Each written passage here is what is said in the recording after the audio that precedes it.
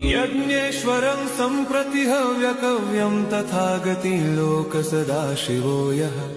आराधितो यश्च ददाति सर्वा नमामि दानप्रियमिष्टदेवं नमामि सोमेश्वरं स्वतन्त्रम् उमापतिं तं विजयं नमामि नमामि विघ्नेश्वरनन्दिनाथं पुत्रप्रियं तैशिरसा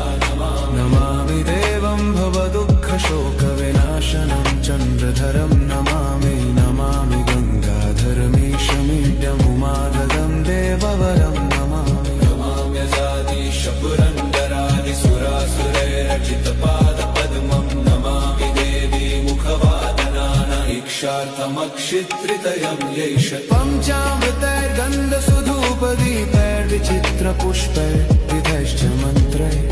अन्नप्रकारैः सकलोपचारैः सम्पूजितं सोममहम्